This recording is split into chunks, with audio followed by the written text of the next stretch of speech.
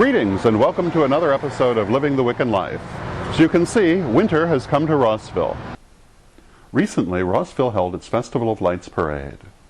We were all very impressed that such a small town put on such a great show. It was a wonderful experience. We even had people in the parade go out of their way to wish us a happy solstice. There will always be people who don't like having the witches next door, but overall, people here in Rossville have been very welcoming. And I think that we will be happy here for a long time to come. In this episode, we revisit one of our most fascinating guests, Michelle Belanger, author of the Psychic Vampire Codex and other works on modern vampirism. Although Michelle is speaking about the vampire community, what she has to say is of equal relevance to any subculture that you might think of, including the Wiccan subculture. It's a long interview, but I'm sure you'll enjoy it. Okay, we're here again with Michelle Belanger, one of our most popular interviews, and like everything else here in Salem, everybody eventually comes through here. And fortunate that Michelle's here. And, well, how'd you get here? Let me see. I am on tour, partly to support my two new releases, Vampires in Their Own Words and the Psychic Energy Codex. But every year around fall, I tour colleges around the country, and I talk to them about the vampire and gothic subculture. Mostly it's a romp through like 19th century literature and the vampire and folklore, but we get a little bit into the community, and I was recently asked to come and speak at Salem State. I had a couple of days of hang time, so I wandered over since I was already staying at the Hawthorne here in downtown Salem. I ran across Christian Day, who was putting on the Vampire Ball, who was like, "Oh, you need to come, and then come to the Witches' Ball." So I have been slightly induced by a little bit of arm twisting to hang out with all the fun people here in Salem for 2 days, and then I will be off to Roger Williams University in Bristol, and then to SUNY Medical in upstate New York and Syracuse, and then I'm off on my way to Hollywood for Hex Hollywood. And then I get a couple of days breather. Wow. Well, it sounds like you're doing colleges, that people are taking the vampire culture, and you have other words for it, am I pronounced it sangria culture? Sanguine, it's vampire subculture is usually what I call it, or just the vampire community. It sounds like it's being taken very seriously by going to colleges. I actually get more contact from anthropologists, sociologists, students working on their doctoral theses, because some of them lump it under new religious movements, but others have realized that although it has some beliefs that are part of it, it's a subculture, and you get to actually like watch a culture develop. We're in a really fascinating point in American history where we are no longer really identified by our ethnic origins, by our nationalities. And once the country became so homogenized, humanity kind of like leans toward tribal attitudes. So we have created these artificial but no less real and valid subcultures that are kind of like our little tribes. And the vampire subculture is becoming recognized as one of those. Can you turn that device over? You're a perfect spot. No, I just want to turn. I just want to make sure. Not really sure what I'm. Oh, okay, yeah. Little make sure thingy. That I'm on. Oh, good. I get so nervous about that. Oh, that's okay. I am a jinx when it comes to electronics anyway. Well, I've been so jinxed by it because with being all these witches and vampires and things like that. It seems like I've had a lot of battery problems. I have to keep recharging. I did a paranormal convention just before I came out here called UNIFCon at Paranormal State College, Pennsylvania. And it was about 1,000 various psychics, paranormal workers, ghost hunters, and everything else, and some demonologists just to throw into the mix for good measure. And there were so many random little problems, things getting lost. We watched Lorraine Warren and Father Labar, who was an exorcist from New York City.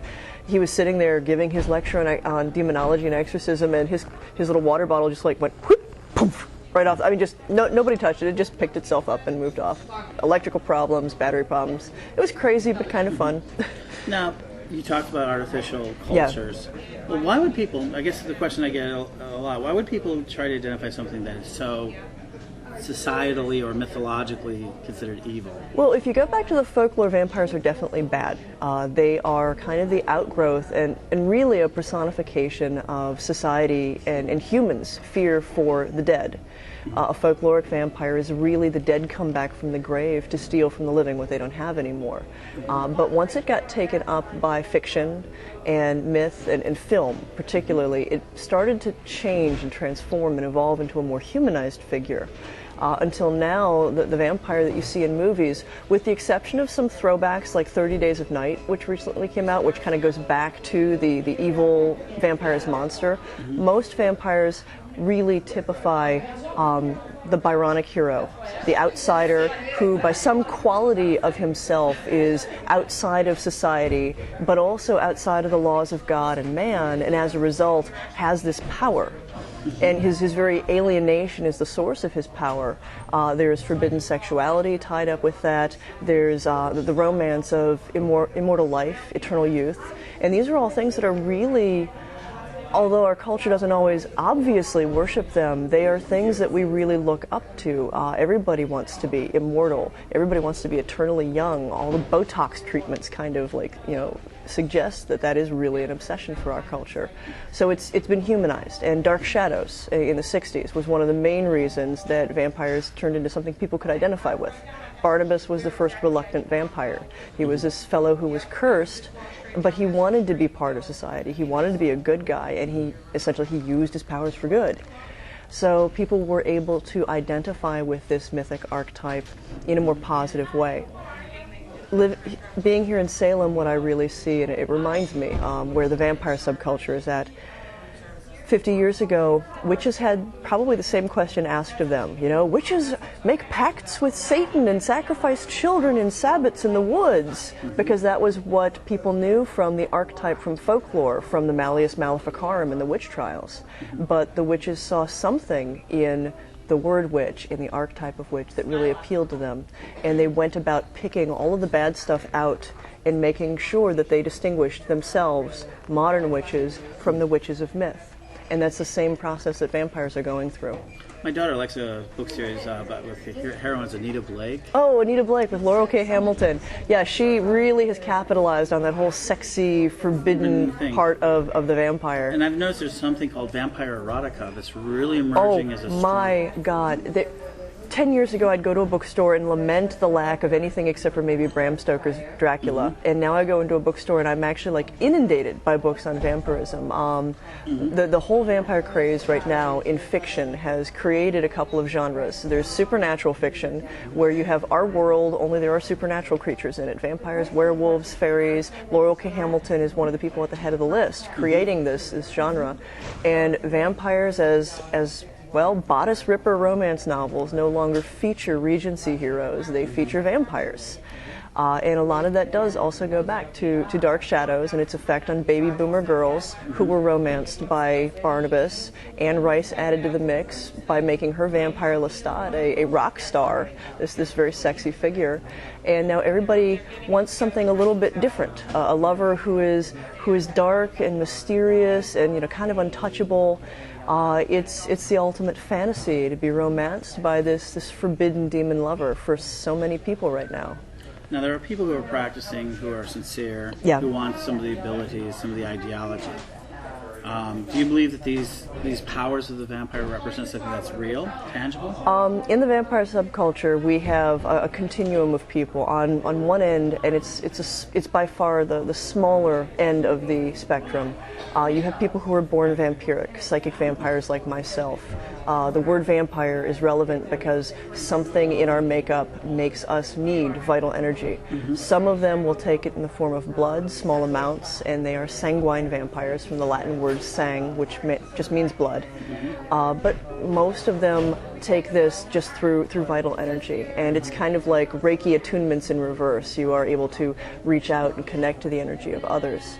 On that aspect, on that end of the spectrum of the community, vampirism is very, very real. And it informs people to a greater or lesser degree in their fashion or their personal identity, but it is something that they live with every day. The most visible part of the vampire subculture that everybody sees, every documentary always wants to pan around the club where everybody's dressed up as vampires with the contacts and the fangs and the capes. Those are mostly what we call lifestylers, and they are people who are romanced by the archetype of the vampire. They love the vampire as it is developed in our culture, and they find something empowering about identifying with that. In some respects, actually for many of them, it's a magical identity. They put their vampire on, and it allows them to find a power inside themselves, a confidence, a sex appeal that they don't ordinarily have. And in many ways I find that appeal exists because our culture has stripped away so much magic in our lives. I mean, we have these dull, drear cubicle existences where we are just little corporate drones. And it's very telling that a lot of people in the vampire lifestyle, especially in the bigger cities, are all corporate people, lawyers, computer programmers, folks who live that cubicle life by day and then really need to find some way to strip that away and let their inner selves out. And they find the vampire as a very potent expression for that. On the darker side of things, anybody can learn to take energy, and there are a couple of darker magical orders that teach vampirism, that teach it as a way to prey upon others and a way to empower the self. They tend to be left-hand path traditions, and they usually actually separate themselves very clearly from the community, which is just fine for us because we don't like kids who can't play nicely in the playground associated with us. We have rules and ethics that we try to follow as a group, from lifestylers to psyvamps to sanguines. And this is like one of the gentlemen who was just recently put in jail because he led a group to murder. Yeah. Out of Florida. Occasionally it can go to that length. There was a young man, Rodney Farrell, who had identified with the vampire, and he is the youngest person on death row in Florida because his beliefs led him, as well I would argue some emotional instability, led him to bludgeon a girl's parents to death with a tire iron brutally. And you almost can't escape stories like that. The only comfort that I can take is generally when people snap, or schizophrenic people who have severe mental illnesses that will lead them to violent crimes like this, they always find some potent kind of mythic archetype to seize upon. There are the mothers who will drown their children because God told them to do it. You know, they were making angels. It can be God, it can be Satan, it can be the vampire. The unwell mind will seize upon something powerful to kind of separate that urge outside of themselves. It's important in the community for us to, first of all, really plug ethical behavior, but also encourage people who are involved in this community to make certain that they're involved for the right reasons, that it's not some sort of psychopathic obsession. We try to police our own.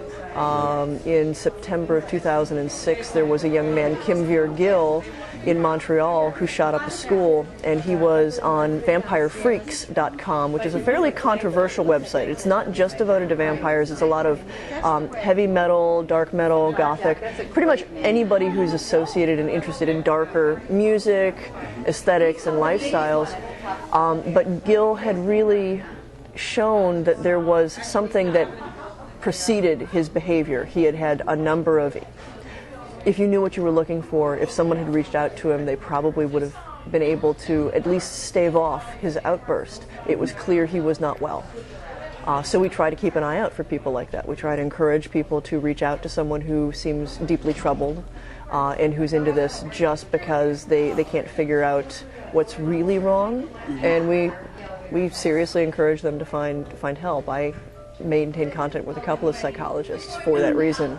We've seen this with like the psychic community years ago, and before that, like Scientologists. Even they've had this sort of incident even with like Christian communities. Yeah. Well, the bottom line is people are crazy. Yeah, there's always a small percentage of the population who's crazy, and in any group, you're going to find a couple of people who are a little unstable, and one or two that are really truly unstable. That was part 1 of our program. I hope that you'll join us again for part 2.